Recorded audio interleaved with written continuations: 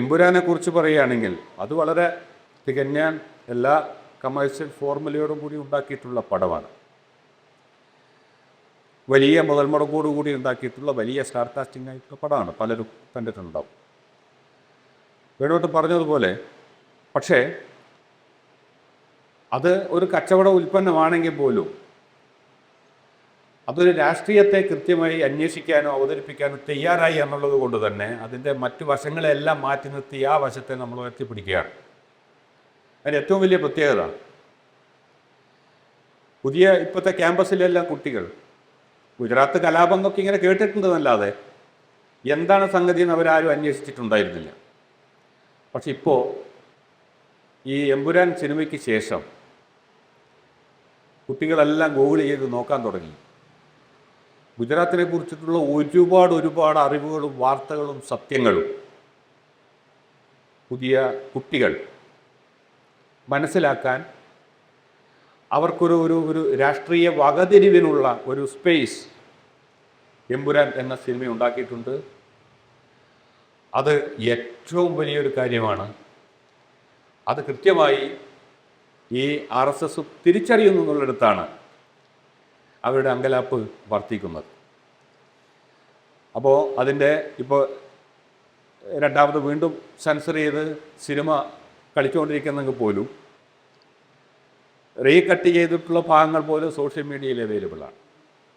അത് മാത്രം വെച്ച് കാണാൻ സാധിക്കുന്നു. അതൊക്കെ ഒരു വലിയ തൻ്റെടവും ധൈര്യവും തന്നെയാണ്. പിന്നെ ഗുജറാത്തിൻ്റെ എൻ്റെ ഒരു അനുഭവം, ഇപ്പോൾ ഈ RSSൻ്റെ നേതാക്കന്മാർ തന്നെ പറഞ്ഞിട്ടുണ്ട്, ഞങ്ങൾ ആരോടും സെൻസർ ചെയ്യാനൊന്നും പറഞ്ഞിട്ടില്ല, ഞങ്ങൾ അങ്ങനെ ആവശ്യപ്പെട്ടിട്ടുമില്ല, അതിനെ കലയായിട്ട് മാത്രം കണ്ടാൽ മതി എന്ന്. പക്ഷേ ആവശ്യപ്പെടാതെ തന്നെ അത് സെൻസർ ചെയ്യേണ്ടി വരുന്നു എന്നുള്ളതാണ് ഇതിൻ്റെ ഏറ്റവും ഭയാനകമായിട്ടുള്ള സംഭവം. ഇത് വർഷങ്ങൾക്ക് മുമ്പ് പറഞ്ഞിട്ടുണ്ട്. നഷ്ടപ്പെടുവാൻ ഇല്ലൊന്നും ഈ കൈവിലങ്ങുകളല്ലാതെ കിട്ടാനുണ്ടൊരു ലോകം എന്ന് പറഞ്ഞതുപോലെ പലർക്കും നഷ്ടപ്പെടാനുണ്ട് എന്നുള്ളതാണ് ഇതിൻ്റെ യാഥാർത്ഥ്യം. നഷ്ടപ്പെടാനുള്ളവർ ഇത്തരം വിട്ടുവീഴ്ചകൾക്ക് തീർച്ചയായിട്ടും നിൽക്കും. ഇതൊരു വലിയ യാഥാർത്ഥ്യമാണ്. ഈ യാഥാർത്ഥ്യത്തിലാണ് ഇന്നത്തെ ഇന്ത്യ മുന്നോട്ട് പോകുന്നത്. എൻ്റെ അനുഭവത്തിൽ തന്നെ ഇത്തരത്തിൽ ഒരുപാട് യാഥാർത്ഥ്യങ്ങളുണ്ട്. ഞാൻ 2002 കലാപം കഴിഞ്ഞ് 2006 ഞാൻ കണ്ണൂർ സംഘചേതനയ്ക്ക് വേണ്ടി ഒരു നാടകം തയ്യാറാക്കാൻ, സംഘചേതന കേട്ടിട്ടുള്ള വലിയ കേരളത്തിലെ ഏറ്റവും പ്രധാനപ്പെട്ട KPSC പോലെ വളരെ പ്രധാനപ്പെട്ട ഒരു നാടക സംഘമാണ്. നമ്മുടെ ഇപ്പോഴത്തെ CM ആയിട്ടുള്ള പിണറായി വിജയൻ സാറിൻ്റെ ഒക്കെ അദ്ദേഹം ജില്ലാ സെക്രട്ടറി ആയിരിക്കുമ്പോൾ മറ്റുമാണ് ആ സ്ഥാപനം രൂപീകരിച്ചത്. തന്നെ ഒരുപാട് ഗംഭീരമായ നാടകങ്ങൾ ആ സമിതി അവതരിപ്പിച്ചിട്ടുണ്ട്. ചെഗുവേരയ്ക്ക് ശേഷം സംഘചേതനയുടെ നാടകം തയ്യാറാക്കാൻ എന്നെയാണ് അവർ ക്ഷണിച്ചത്. ഞാൻ ഏറ്റെടുത്തു. അപ്പോൾ ഗുജറാത്തിനെ കുറിച്ചായിക്കോട്ടെ എന്നുള്ള നിലയിൽ ഞാൻ ഗുജറാത്തിൽ ഇതിൻ്റെ സ്റ്റഡിക്ക് വേണ്ടി ഞാൻ പോയി. ഞാൻ ഒറ്റക്കാണ് പോയത്.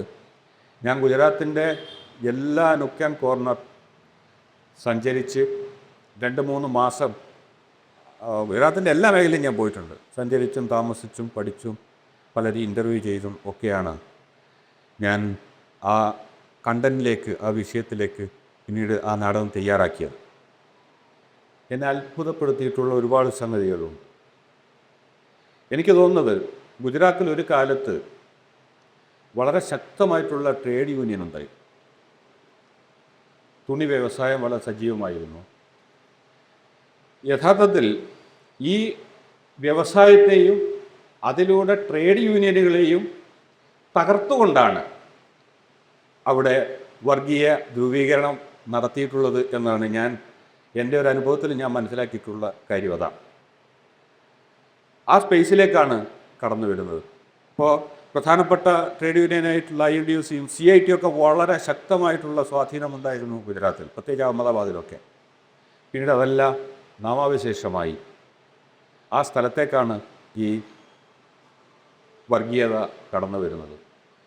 ഞാൻ ഇപ്പോഴും ഓർക്കുന്നൊരു കാര്യം, ഈ ഭയപ്പെടുത്തൽ എന്ന് പറഞ്ഞ സംഗതി ഞാൻ അഹമ്മദാബാദിൽ താമസിച്ചത് അവിടെ ഒരു ചുറ്റും മതിലുള്ള ഇതിൻ്റെ ഒരു കോമ്പൗണ്ട് പോലെ, അതായത് വീടുകളുണ്ട്, ചില സ്ഥാപനങ്ങളുണ്ട്, ആര്യ സമാജത്തിൻ്റെ ഓഫീസുണ്ട്, അതുപോലെ ഒരു പാർട്ടിയുടെ ഒരു ഓഫീസുണ്ട്. അതിൻ്റെ മുകളിലത്തെ നിലയിലാണ് ഞാൻ താമസിക്കുന്നത്. 2 ദിവസം അവിടെയാണ് നിന്നത്, 2-3 ദിവസം. അപ്പോൾ എനിക്ക് തന്നിട്ടുള്ളൊരു നിർദ്ദേശം,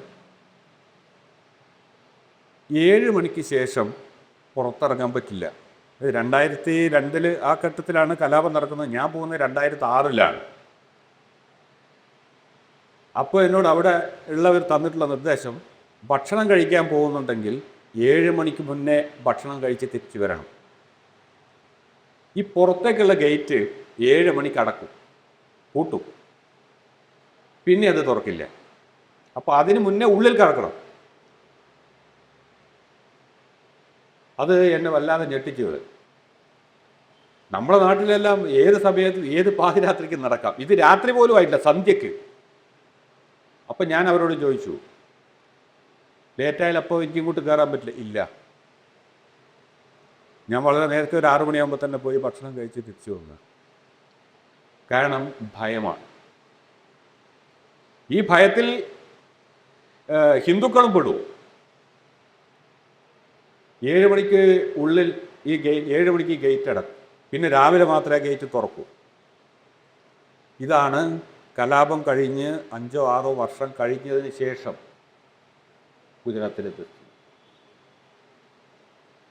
മാത്രമല്ല, ഈ കലാപത്തിൻ്റെ ഒരു തുടക്കം നോക്കിയാൽ ഇപ്പോൾ പലപ്പോഴും പറഞ്ഞിരിക്കുന്ന ഒരു കാര്യം, എന്തുകൊണ്ട് തീവണ്ടി കത്തിച്ചത് പറഞ്ഞില്ല?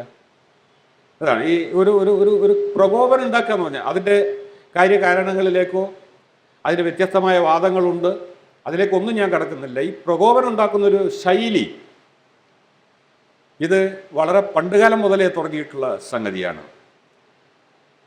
ഇപ്പോൾ ഏറ്റവും നമ്മുടെ നാട്ടിലെ തന്നെ ഒരു ഉദാഹരണം എടുത്താൽ, തലശ്ശേരി കലാപം എന്ന് പറഞ്ഞ് കേട്ടിട്ടുണ്ടാവും. തലശ്ശേരി കലാപത്തിൻ്റെ ഏറ്റവും പ്രധാനപ്പെട്ട ഒരു സംഗതി, അത് വളരെ ആസൂത്രിതമായ കലാപമായിരുന്നു. പലപ്പോഴും തലശ്ശേരി കലാപം എന്ന് വേണ്ട രീതിയിൽ കേരളം ചർച്ച ചെയ്തിട്ടില്ല എന്നുള്ളതാണ് എൻ്റെ അഭിപ്രായം.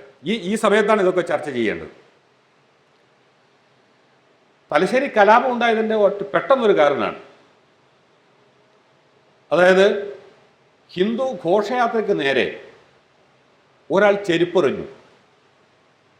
ഇതാണ് നമ്മുടെ നാട്ടിൽ അതിനെ കാഴ്ച എന്നൊക്കെ പറയും, കണ്ണൂർ ജില്ലയിലൊക്കെ മൊത്തത്തിൽ ഘോഷയാത്ര എന്ന് പറയും. അതിനെ നേരെ ചെരുപ്പെറിഞ്ഞു എന്നുള്ളതാണ് ഒരു കാരണം ഉണ്ടാക്കിയത്.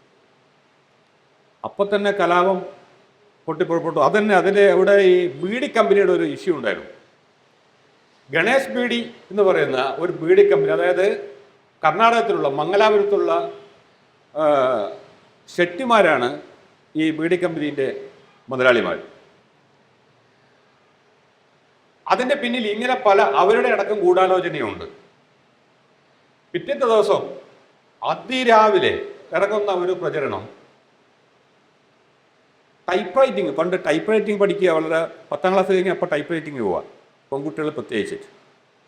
ടൈപ്പ് റൈറ്റിംഗ് പോയ ഒരു പെൺകുട്ടിയുടെ മുല ഛേദിച്ചു. ഇതുകൂടെ വന്നപ്പോൾ ആളുകൾ മൊത്തം ഇളകി. അത് വിജയൻ മാഷ് പ്രത്യേക ഒരു പ്രസംഗത്തിൽ പറഞ്ഞിട്ടുണ്ട്. ഇങ്ങനെയുള്ള സമയത്ത് നമ്മളതിൻ്റെ യുക്തി നോക്കില്ല, അങ്ങ് ഇളകി മറിയുകയാണ്. പിന്നീട് ആലോചിക്കുമ്പോഴാണ് അറിഞ്ഞത്, അത്രയും അതിരാവിലെ ഓപ്പൺ ചെയ്യുന്ന ഒരു ടൈപ്പ് റൈറ്റിംഗ് ഇൻസ്റ്റിറ്റ്യൂട്ടേ തലശ്ശേരിയില്ല. അങ്ങനെ ഒരു കുട്ടിക്കും അപകടം പറ്റിയിട്ടില്ല, അങ്ങനെ ഒരു സംഭവമേ ഉണ്ടായിട്ടില്ല. അപ്പോഴത്തെ കലാപം കത്തിപ്പടർന്നു കഴിഞ്ഞു, പിടിച്ചാൽ കിട്ടാത്ത അവസ്ഥയിലേക്ക് എത്തി. അതുപോലെ ചെരുപ്പറിഞ്ഞ ആളെ പിന്നീട് കയ്യോടെ പിടികൂടുമ്പോഴത്തേക്കും അദ്ദേഹം ഒരു ഹിന്ദു തന്നെയായിരുന്നു, മുസ്ലിം എന്നാണ് പ്രചരിപ്പിച്ചത്. ഇങ്ങനെ വളരെ ആസൂത്രിതമായി കാര്യകാരണങ്ങളുണ്ടാക്കി പ്രകോപനമുണ്ടാക്കി ആളുകളെ ഇളക്കി വിടുകയും അങ്ങനെ ഒരു കലാപം സൃഷ്ടിക്കുകയും ചെയ്യുന്നതിൻ്റെ തെളിവ് നമ്മുടെ നാട്ടിൽ തന്നെയുണ്ട്. യഥാർത്ഥത്തിൽ കർത്തവ്യർ പോയിട്ട് വരുമ്പോൾ പല സ്റ്റേഷനുകളിലും അവരിറങ്ങുകയും കടക്കാരെടുക്കുന്ന സാധനങ്ങൾ പിടിച്ചു വാങ്ങുകയും കാശ് കൊടുക്കാതെ വണ്ടി ഒക്കെ ചെയ്തിട്ടാണ് ഈ വണ്ടി ഇങ്ങനെ വന്നുകൊണ്ടിരിക്കുന്നതാണ് ഞാൻ മനസ്സിലാക്കിയത്. എവിടെയെങ്കിലും പ്രശ്നങ്ങൾ ഉണ്ടായിട്ടുണ്ടാകാം, പക്ഷേ അത് പിന്നീട് എത്തിച്ചേർന്നത് ഈ ഘട്ടത്തിലേക്കാണ്. പിന്നീട് അതിൻ്റെ ക്രൂരതകളൊന്നും ഞാൻ പറയുന്നില്ല, നമ്മൾ സിനിമയിൽ അല്ലാതെയൊക്കെ നമ്മൾ കണ്ടതാണ്. അപ്പം ഇത് അതുപോലെ മറ്റൊന്ന്, ഞാൻ പിന്നീട് സൂറത്തിൽ അവിടെ ഒരു സമ്പൂർണ്ണ ക്രാന്തി വിദ്യാലയം എന്ന് പറഞ്ഞ സ്ഥാപനത്തിൽ ഞാൻ ഒരാഴ്ചയോളം താമസിച്ചിരുന്നു ഈ റിസർച്ചിൻ്റെ ഭാഗമായി. അത് മഹാത്മാഗാന്ധിയുടെ പ്രൈവറ്റ് സെക്രട്ടറിയുടെ മകളോ മറ്റോ നടത്തുന്ന ഒരു സ്ഥാപനമാണ്. അവിടെ ആർക്കും താമസിക്കാം, ഗവേഷണവും ഇത്തരം കാര്യങ്ങൾക്കൊക്കെ വേണ്ടി പോകുന്ന ആർക്കും വാടകയില്ലാതെ താമസിക്കാം. പക്ഷേ അതിൻ്റെ പ്രത്യേകം എല്ലാ ദിവസവും വൈകുന്നേരം എല്ലാവരും കൂടെ ഒത്തുചേർന്ന് അന്നന്ന് നടന്ന കാര്യങ്ങൾ അവിടെ വിശദീകരിക്കും. ഞാൻ പോയപ്പോൾ തന്നെ പല സ്ഥലത്തുള്ള വിദേശത്തുള്ളവർ വരെ ഉണ്ടായിരുന്നു. നല്ലൊരു കൺസെപ്റ്റാണത്. അവിടെ 2 കുട്ടികളുണ്ടായിരുന്നു, ചെറിയ കുട്ടികൾ, ജ്യേഷ്ഠനും അനുജൻ. അപ്പം ഞാൻ ഈ കുട്ടികളോട് സംസാരിക്കാൻ പരമാവധി ശ്രമിച്ചു, പക്ഷേ സംസാരിക്കാൻ അവർ തയ്യാറല്ല. ഞാനത് അന്വേഷിച്ചപ്പോൾ ആ കുട്ടികളെ ഇവർ കൊണ്ടുവന്ന് വളർത്തുന്നതാണ്. കലാപ സമയത്ത് ആ കുട്ടികളുടെ രക്ഷിതാക്കൾ നഷ്ടപ്പെട്ടു, വീട് നഷ്ടപ്പെട്ടു, അവർക്ക് അവരുടെ നാട്, ചെറിയ കുട്ടികളാണ്, നാടും വീടും ഒന്നും അറിയാതെ അലഞ്ഞു നടക്കുകയായിരുന്നു. ഈ കുട്ടികളെയാണ് ഇവർ ഇവിടെ കൊണ്ടുവന്ന് താമസിപ്പിച്ചത്. അവിടെ തന്നെ എൻ്റെ ഒരു സുഹൃത്തിൻ്റെ ഭാര്യയും കുട്ടിയും താമസിക്കുന്നുണ്ട്. അതിൻ്റെ പ്രവർത്തകരാണ് അവർ. ഒരു കുട്ടിയേ ഉള്ളൂ. ഈ കുട്ടിയെ എപ്പോൾ തക്കം കിട്ടിയാൽ അപ്പം ഈ 2 കുട്ടികൾ ചേർന്ന് ആക്രമിച്ചു കളയും. ഇയാളെ അച്ഛ എന്ന് ഈ കുട്ടി വിളിക്കുന്നത് ആ കുട്ടികൾക്ക് ഇഷ്ടമല്ല. ചോക്ലേറ്റ് ആ കുട്ടി കൊടുത്താൽ കഴിക്കില്ല. ഇങ്ങനെ ഒരു തരം പകയും വിദ്വേഷവും പോലെ ആ ചെറിയ മക്കൾ കാണിക്കുകയാണ്. അവർ പറഞ്ഞ വളരെ വിചിത്രമായിട്ടൊരു സംഗതി, ഒരു പാവക്കുട്ടിയെ കൊണ്ടു കൊടുത്താൽ അപ്പം തന്നെ ഇവരതിൻ്റെ തല കണ്ടിച്ചു കാണും. അതെ, മനഃശാസ്ത്രം അതിൻ്റെ ഒരു വലിയ സംഗതിയാണ്. എന്ത് കളിപ്പാട്ടം കൊണ്ടു ഇവർ പല രീതിയിൽ അതിനെ സമീപിച്ചു. എന്ത് കളിപ്പാട്ടം കൊടുത്തു കഴിഞ്ഞാലും അതിൻ്റെ തലഭാഗം കട്ട് ചെയ്ത് കളയും. എല്ലാവരോടും ഒരു പ്രത്യേകമായ അകൽച്ച ഞാൻ നേരിട്ട് കണ്ടിട്ടുള്ള കാര്യമാണ്. ഞാൻ തിരിച്ചു വരുന്നതുവരെ ആ കുട്ടികളോട് ഒരു 2 വാക്ക് സംസാരിക്കാനും അവരെ ഒന്ന് മടിയിലെടുത്തിരുത്താനും ഞാൻ ശ്രമിച്ചിട്ട് നടന്നിട്ടില്ല. കലാപം ആ കുട്ടികളിൽ ഉണ്ടാക്കിയിട്ടുള്ള മാനസികാവസ്ഥയാണ് ഞാൻ പറഞ്ഞത്. എല്ലാം നഷ്ടപ്പെട്ടു പോയവരാണ്. ഇങ്ങനെ ഈ ഭയപ്പെടുത്തി, ഇപ്പോൾ എല്ലാ കാലം, ഇപ്പോൾ മാത്രമല്ല, മുമ്പ് ഏകദേശം 98-99 തോന്നുന്നു, പയ്യന്നൂർ വെച്ച്, എൻ്റെ നാട്ടിൽ വെച്ച് ഗോഡ്സെയുടെ കോടതി പ്രസംഗം എന്നൊരു പുസ്തകം പ്രസിദ്ധീകരിച്ചിരുന്നു. ആ ഓർമ്മയുണ്ടോയെന്ന് എനിക്കറിയില്ല. ഞാനൊക്കെ അന്ന് കോളേജ് പഠിക്കുന്ന സമയത്തായിരുന്നു ഗോഡ്സെയുടെ കോടതി പ്രസംഗം. അതേ സമയത്ത് മഹാരാഷ്ട്രയിൽ പ്രദീപ് ദൽവി എന്ന് പറയുന്നൊരു നാടക പ്രവർത്തകൻ, എനിക്ക് അദ്ദേഹത്തെ അറിയില്ല, പത്രത്തിൽ കണ്ട വാർത്തയാണ്, ഗോഡ്സെ പ്രകീർത്തിച്ചുകൊണ്ട് മേ നാത്തൂറാം വിനായക് ഗോഡ്സെ ബോൽത്തെ എന്ന് പറഞ്ഞൊരു മറാഠി നാടകം അരങ്ങേറി. ഇത് 2 ഏകദേശം ഒരേ സമയത്താണ്. ഇത് കണ്ട ആവേശത്തിന് ഞാനൊരു നാടകം ഉണ്ടാക്കി. ഞങ്ങൾ ഇന്ത്യക്കാർ സംസാരിക്കുന്നു. 12 പേരെ വെച്ച് ആ നാടകം സെറ്റ് ചെയ്ത്, പ്രത്യേകിച്ച് സംഘാടകരൊന്നുമില്ല. ഇന്ന് ചിന്തിക്കുമ്പോൾ ഭയം തോന്നുന്നു, പക്ഷെ അന്ന് അതൊന്നും ആലോചിച്ചില്ല. ഞങ്ങൾ കേരളത്തിലെ മുഴുവൻ തെരുവുകളിലും ബസ് സ്റ്റാൻഡുകളിലും ഒക്കെ ആ നാടകം കളിച്ചു. 12 പേരെ വെച്ചിട്ടാണ് തുടങ്ങി. ബസ് സ്റ്റാൻഡിൽ തന്നെ കിടന്നുറങ്ങും. നാടകം കഴിഞ്ഞിട്ട് പാട്ടപ്പിരിവ് നടത്തും. ആ പൈസ കൊണ്ട് നമ്മൾ ഭക്ഷണം കഴിക്കും, ബസ്സിന് കൂലി കൊടുക്കും. ഇങ്ങനെ യാത്ര തുടർന്ന് ചെയ്യുന്ന നാടകമാണ്. എവിടെ എത്തിയാൽ അവിടെ കിടക്കും. അങ്ങനെയാണ് ആ നാടകം. കാസർഗോഡ് നിന്ന് തുടങ്ങി തിരുവനന്തപുരത്ത് എത്തുമ്പോഴത്തേക്ക് 12 ആളിൽ തുടങ്ങിയ നാടകം 5 പേരെ ഉണ്ടായിരുന്നുള്ളൂ ബാക്കി. പലരും പല സ്ഥലത്തുനിന്നും ഒളിച്ചോടി. ഇപ്പോഴും എൻ്റെ മുന്നിൽ വരാത്ത നടനുണ്ട് ആ നാടകത്തിൽ അഭിനയിച്ച ഒരു നടി. അതിനുശേഷം അയാൾ കണ്ടിട്ടില്ല. കാരണമൊന്നുമല്ല, പല സ്ഥലത്തുനിന്നും നമ്മളെ ആക്രമിച്ചു. പിന്നെ നമുക്ക് പ്രത്യേകിച്ച് സംരക്ഷണമൊന്നും ഉണ്ടായിരുന്നില്ല. ഏതെങ്കിലും പൊളിറ്റിക്കൽ പാർട്ടീൻ്റെ നേതൃത്വത്തിലോ ഏതെങ്കിലും സംഘടനയുടെ നേതൃത്വത്തിലോ ഒന്നും അല്ലാത്തതുകൊണ്ട് ആരും നമ്മളെ സംരക്ഷിക്കാനും ഉണ്ടായിരുന്നില്ല. തലശ്ശേരിയിൽ നിന്ന് ബഹളമുണ്ടായി, കോഴിക്കോട് നിന്നുണ്ട്. ഈ ലാസ്റ്റ് നമ്മൾ കഴിച്ചത് തിരുവനന്തപുരത്ത് കിഴക്കേക്കോട്ടയിലാണ്. അപ്പോൾ നമുക്ക് തിരുവനന്തപുരത്തും വലിയ പരിചയമില്ല.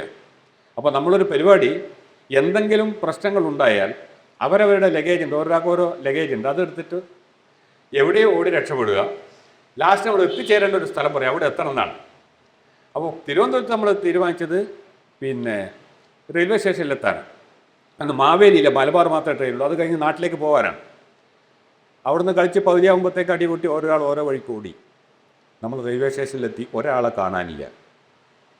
ഒരു അശോകൻ പയ്യന്നൂർ എന്ന് പറഞ്ഞ ഒരാളെ കാണാനില്ല. വണ്ടി പോകാറായി, വണ്ടിക്കൂലി കഴിഞ്ഞില്ല, കാരണം ആളെ പിരിവ് നടത്താനും പറ്റിയില്ല. പക്ഷെ എന്നാലും നമ്മൾ വണ്ടി കയറി പോകാൻ തീരുമാനിച്ചു. കുറേ കഴിയുമ്പോഴത്തേക്ക് ഓട്ടോറിക്ഷയിൽ രണ്ടാൾ ചേർത്ത് പിടിച്ചിങ്ങനെ യേശുക്രിസ്തുവിനെ കൊണ്ടുവരുന്ന പോലെ കൊണ്ടുവരികയാണ്. അയാൾ ഓടിയത് കോട്ടക്കകത്തേക്കായിപ്പോയി. നല്ലോണം അടി കിട്ടി. ഇത് പിന്നീട് നമ്മൾ വീണ്ടും നാട്ടിലെത്തി കുറച്ചും കൂടെ ആളെ ചേർത്ത് നാടകം ഉണ്ടാക്കി വയനാട് ഭാഗത്തേക്ക് പോയി. അപ്പോൾ തലപ്പുഴ ഒരു പ്രധാനപ്പെട്ട ടൗണാണ് എന്ന് KSRTC കണ്ടക്ടർ പറഞ്ഞു. എന്നാൽ പിന്നെ അവിടെ ഇറങ്ങിയിട്ട് അങ്ങ് തുടങ്ങാമെന്ന് തീരുമാനിച്ച് അവിടെ എത്തി കളിക്കാൻ തുടങ്ങി. ഒരു 4 മണിയായി, സ്കൂളൊക്കെ വിട്ട സമയമാണ്. ഒരു പന്തൽ കടക്കാരൻ അവരെ മുറ്റം നമുക്ക് തന്നു. ഗംഭീര ആൾക്കാർ, കുട്ടികളെല്ലാവരും കൂടെ കളിക്കുമ്പോൾ ഒരു 10-12 മിനിറ്റ് കളിക്കുമ്പോഴത്തേക്കും അത് വീണ്ടും പ്രശ്നമുണ്ടായി. അന്ന് ഒരാൾ ഒരു കത്രിക നിവർത്തി പിടിച്ച്, ടൈലറിങ് മെഷീൻ്റെ കത്രിക ഉയർത്തി പിടിച്ച് എൻ്റെ നേരെയും വരിക. അപ്പം ഞാൻ അവരോട് പറഞ്ഞു, ഇതൊരു വർഗീയ വിരുദ്ധ നാടകം മാത്രമാണ്. ഇതങ്ങനെ ഏതെങ്കിലും പാർട്ടികളെ ആരും ഒന്നും ബുദ്ധിമുട്ടാക്കുന്ന നാടകമല്ല. അതാദ്യം ഞാനൊരു ഇൻട്രൊഡക്ഷൻ 10 മിനിറ്റ് പ്രസംഗമുണ്ട്, ആ സമയത്ത് തന്നെ ഇത് പറയുന്നതാണ്. വീണ്ടും ഇയാളോട് നമ്മൾ യാചിച്ച് പറഞ്ഞു. അപ്പോഴാണ് ഇയാൾ പറഞ്ഞത്, വർഗീയത നമുക്ക് സ്വർഗീയതയാണ്. ഇത്ര കൊല്ലം മുന്നേ വളരെ സാധാരണക്കാരനായിട്ടുള്ള ഒരാൾ ഇങ്ങനെ ഒരു ക്യാപ്ഷൻ പറയണമെങ്കിൽ അത് എത്രത്തോളം ആഴത്തിൽ അന്ന് മുതലേ വേരൂന്നിയിട്ടുണ്ട് എന്ന് നമുക്ക് മനസ്സിലാക്കാം. വയനാട് പോലെയുള്ള ഒരു പിന്നോക്ക ജില്ലയിലെ ഒരു സാധാരണക്കാരനായിട്ടുള്ള ഒരു ടൈലറിങ് തൊഴിലാളി എൻ്റെ മുഖത്ത് നോക്കി പറഞ്ഞതാണ്, വർഗീയത നമുക്ക് സ്വർഗീയതയാണ്. അവസാനം അയാളെ കത്രിക ഉയർത്തിപ്പിടിച്ച് ഒറ്റ കുത്താണ്. ഞാനങ്ങ് മാറി, എൻ്റെ ചെണ്ട അങ്ങനെ തന്നെ പൊളന്നുപോയി, അതിൻ്റെ തോല്. അപ്പോൾ പോലീസുകാർ വന്ന് നമ്മളെ രക്ഷിച്ച് അവരങ്ങ് കൊണ്ടുപോയി. അങ്ങനെയാണ് അതൊന്ന് കഴിച്ചലായത്. ഇത് ഒരു വല്ലാത്തൊരവസ്ഥയാണ്. ഇന്നാണെങ്കിൽ അങ്ങനെ നാടകം കളിക്കാൻ പറ്റുമെന്ന് ഞാൻ വിചാരിക്കുന്നില്ല. ഈ ഭയം ഇന്ത്യയിൽ അങ്ങോളം ഇങ്ങോളമുണ്ട്. പിരാന എന്ന നാടകമാണ് ഞാൻ പിന്നീട് ഗുജറാത്തിൽ നിന്ന് തിരിച്ചു വന്ന് ഞാൻ സംഖ്യാനക്ക് വേണ്ടി ഉണ്ടാക്കിയത്. ഇത് കുറേ സ്ഥലത്ത് അവതരിപ്പിച്ചു. വളരെ സൂക്ഷ്മമായി ആ കലാപത്തിൻ്റെ ഭീകരത വെളിവാക്കാൻ ആ നാടകത്തിലൂടെ കഴിഞ്ഞു എന്നാണ് ഞാൻ വളരെ അപൂർവം ചേർത്ത് കണ്ടിട്ടുണ്ടാവും എന്ന് വിചാരിക്കുന്നു. അപ്പോൾ അത് ഇന്ന് എന്തുകൊണ്ട് കളിക്കാൻ തയ്യാറാവില്ല എന്ന് വെച്ച് കഴിഞ്ഞാൽ ഈ പറഞ്ഞതാണ് പ്രശ്നം. നമുക്കൊക്കെ പലതും നഷ്ടപ്പെടാനുണ്ട്. പല പല കാര്യങ്ങളിലൂടെ പലതും നഷ്ടപ്പെടാനുണ്ട്. ആര് തയ്യാറാവും? ഈ ഒരു ഭീതിയും ഭയവും ഉണ്ടാക്കിക്കൊണ്ടാണ് ഇവർ നിലനിൽക്കുന്നതും ഇത്തരം കാര്യങ്ങളൊക്കെ ചെയ്യുന്നതും. ഇപ്പം നേരത്തെ പറഞ്ഞല്ലോ,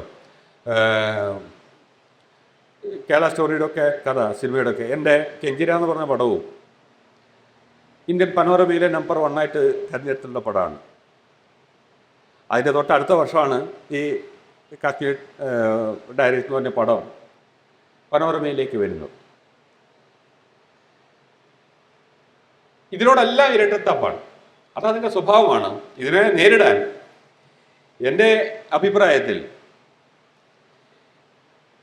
സമൂഹത്തിലേക്ക്, സൊസൈറ്റിയിലേക്ക് താഴേക്ക് ഇറങ്ങുകയല്ലാതെ വേറെ വഴിയില്ല. അതിലും ഒരുപാട് പ്രതിബന്ധങ്ങളുണ്ട്. ഇപ്പോൾ ക്യാമ്പസ് പഴയതുപോലെ സജീവമല്ല. നമ്മളെല്ലാവരും വളരെ ക്യാമ്പയിൻസ് നടത്തുന്നുണ്ട് മയക്കുമരുന്നിനെതിരെ. പക്ഷേ എന്തുകൊണ്ടാണ് ഇത് ഇങ്ങനെ ഉണ്ടായത് എന്ന് നമ്മൾ പലപ്പോഴും ആലോചിച്ചിട്ടുണ്ടാവാൻ സാധ്യതയില്ല. സത്യത്തിൽ ക്യാമ്പസിലെ പൊളിറ്റിക്സ് ശോഷിക്കാൻ തുടങ്ങിയതോടുകൂടിയാണ് ഇത്തരം ചില സംഗതികളൊക്കെ കടന്നുകൂടിയത്. അത് ശോഷിച്ചത് എങ്ങനെയാണെന്ന് വെച്ചാൽ വീണ്ടും നമുക്ക് ഭരണകൂടത്തിൻ്റെ അടുത്തേക്ക് വരേണ്ടി വരും. സെമസ്റ്റർ സിസ്റ്റം വന്നു, ഇൻറ്റേർണൽ മാർക്സ് വന്നു. ക്യാമ്പസ് എല്ലായ്പ്പോഴും പലപ്പോഴും ഒരു എക്സാമിൻ്റെ മൂഡിലായി തീർന്നു. ഇൻറ്റേർണൽ മാർക്സിന് പലപ്പോഴും നമ്മൾ അധ്യാപകരുടെ മുമ്പിൽ നല്ല കുട്ടികളായി നിൽക്കേണ്ടി വരും, ഇല്ലെങ്കിൽ മാർക്ക് കുറയും. നമ്മളൊക്കെ പഠിക്കുമ്പോൾ, നിങ്ങൾ പലരും പഠിക്കുമ്പോൾ ഒക്കെ അങ്ങനെയായിരിക്കാം. ആരെയും ഭയപ്പെടേണ്ട കാര്യമില്ല. മാർക്ക് കിട്ടേണ്ടത് ആരും ഔദാര്യമായിരുന്നില്ല.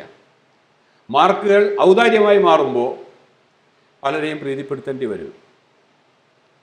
രാഷ്ട്രീയ പ്രവർത്തനം തന്നെ ചുരുങ്ങി അതിൻ്റെ ഡെപ്ത് നഷ്ടപ്പെട്ടു. അവിടത്തേക്കാണ് ഈ സംഗതികളൊക്കെ വരുന്നത്. അവിടത്തേക്കാണ് ഈ ഒരു തലമുറ വളരെ രാഷ്ട്രീയമായി വളരെ അജ്ഞരായിട്ടുള്ള ഈ തലമുറയ്ക്ക് മുന്നിലേക്കാണ് യഥാർത്ഥത്തിൽ ഈ സിനിമയും സിനിമയുടെ രാഷ്ട്രീയവും ഗുജറാത്തും ഫാസിസവും ജനാധിപത്യവും ഒക്കെ അവതരിപ്പിക്കേണ്ടത് എന്നതാണ് എൻ്റെ അഭിപ്രായം.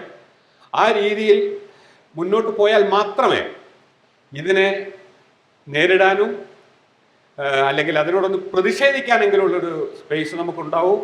എനിക്ക് ഉറപ്പുണ്ട് ഈ യൂത്തിനെ നമുക്കിത് ബോധ്യപ്പെടുത്താൻ സാധിച്ചാൽ ഇതിനെല്ലാം പ്രതിരോധിക്കാൻ സാധിക്കും. ക്യാമ്പസുകളും യുവജനങ്ങളും തന്നെയാണ് ഇതിനെ പ്രതിരോധിക്കേണ്ടത്. കാരണം ഈ രാജ്യം അവരുടേതാണ്. അതിനാവശ്യമായ വളരെ ശക്തമായ രൂപത്തിൽ നമുക്ക് ഇതിന് അനുകൂലമായിട്ടുള്ള സാംസ്കാരിക പ്രവർത്തനങ്ങൾ സംഘടിപ്പിക്കാം. അത് നമുക്ക് എല്ലാവർക്കും, യുക്തിവാദി സംഘവും പരിഷത്തും അതുപോലെ പുരോഗമന കലാസാഹിത്യ സംഘവും ഏതൊക്കെ തരത്തിലുള്ള കോൺഗ്രസ്സുകാരും കമ്മ്യൂണിസ്റ്റുകാരും എല്ലാ രാഷ്ട്രീയ സാമൂഹ്യ സാംസ്കാരിക സംഘടനകളും ചേർന്നുകൊണ്ട് ഇതിനെതിരെ ഒരു വലിയ ക്യാമ്പയിൻ നടത്തുന്നതിലൂടെ മാത്രമേ ഇത് സാധ്യമാവൂ എന്നാണ് ഞാൻ വിചാരിക്കുന്നത്.